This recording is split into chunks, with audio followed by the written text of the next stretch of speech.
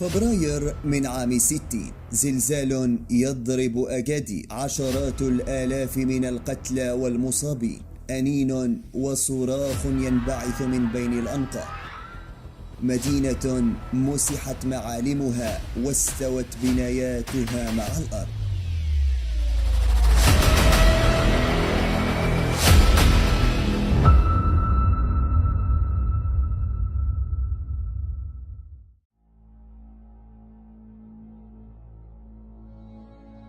في خمسينيات القرن الماضي بلغت أكادير أوج التمدن، متأثرة بتنوعها الديمغرافي والثقافي.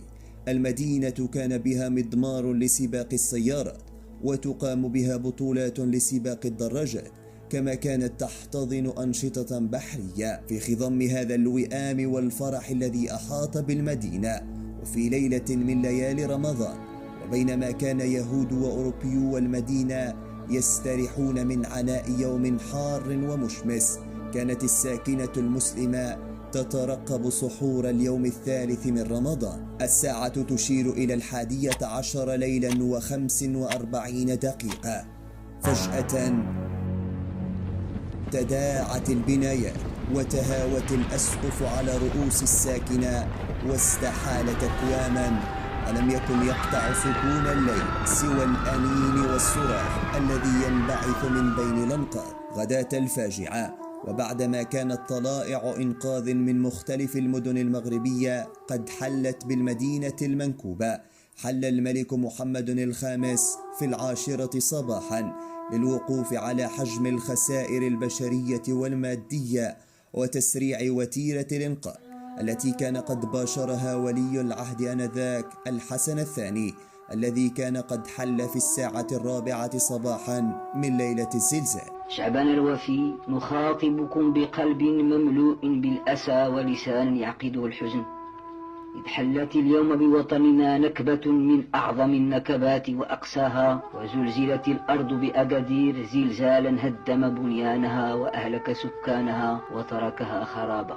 وإن البيان لا يعجز عن وصف هول الكارثة، وليس في الوقت متسع للحديث، وقد كلفنا ولي عهدنا الحسن بالإشراف على عمليات الإنقاذ والإسعاف، كما كلفنا ابنة الأميرة عائشة بتنظيم حملة في عموم المملكة لجمع التبرعات للمصابين، وخصنا الاعتمادات المالية الضرورية للإسعافات الأولية. لم يكن البحث والتنقيب سهلا، فكل الأحياء تقريبا تحولت إلى حطام، ما استدعى تدخل الجيش وكل القوات العمومية إلى جانب مسعفي الهلال الأحمر لانتشال الجثث وإسعاف المصابين. خبر الكارثة انتشر كالنار في الهشيم. زلزال أكادير تصدر عناوين الصحف المغربية والعالمية: أكادير مدينة الموت، جرحا وموتى، ومدينة الحطام والآلاف من الموتى، عناوين من بين أخرى تداولت بها الصحافة خبر الفاجعة. ساعات قليلة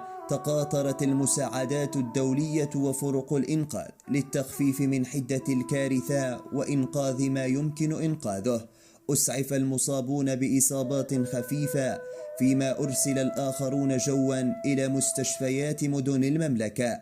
أما الناجون فأقيمت لهم مخيمات ضواحي المدينة المنكوبة، في حين دفن الضحايا في مقابر جماعية.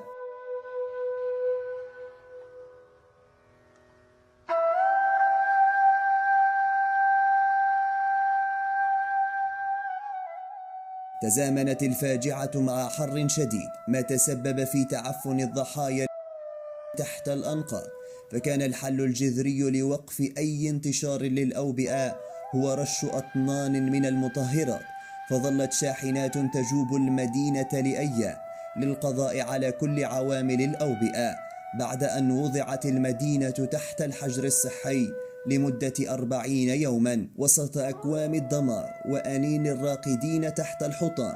كانت أيدي الإجرام الآثمة تتظاهر بالتطوع للمساعدة في الإنقاذ، مستغلين الفرصة لنهب أغراض الموتى وممتلكاتهم، خصوصا في المتاجر والفنادق حيث كان يقيم الأجانب. في الطرف الآخر من العالم استطاعت الإذاعة الرسمية لبلجيكا تسجيل أكبر لفتة إنسانية من خلال برنامج إذاعي عبر من خلاله مئات البلجيكيين استعدادهم لاستضافة وتبني الأطفال اليتامى من الزلزال.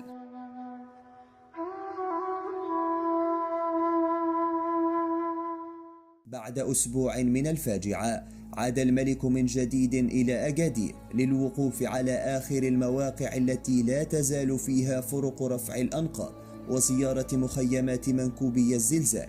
وأمام الصحافة الدولية أعلن الملك للعالم عزم المغرب إعادة بناء المدينة المنكوبة. ومع ما اقترن به الزلزال من هول أذهل العقول وأتى كسر النفوس، فإننا واجهنا الكارثة بصبر وثبات، معلنين من الساعة الأولى عزمنا على بناء المدينة من جديد وإعادتها إلى سابق نشاطها الاقتصادي والصناعي. في 30 يونيو وبعدما مرت 4 أشهر على الفاجعة أعطيت الانطلاقة الفعلية لعمليات إعادة الإعمار.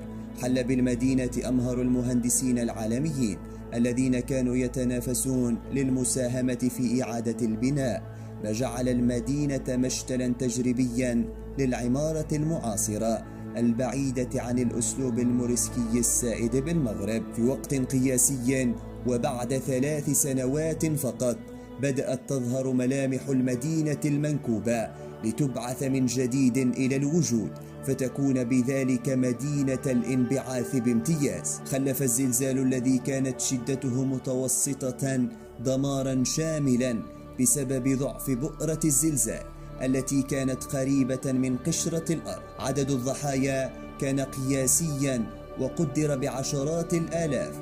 جل المصادر تتحدث عن رقم تقريبي في حدود 15,000 ضحية، فيما يذهب البعض إلى تحديدهم في 20,000 بينهم مئات الأجانب. والسبب أن الكثير من الأسر دفنت موتاها دون أن يتم التصريح بهم، كما أن أعدادا كبيرة من الموتى طمرت تحت الأنقاض دون أن يتم إحصاؤهم أو التصريح بهم.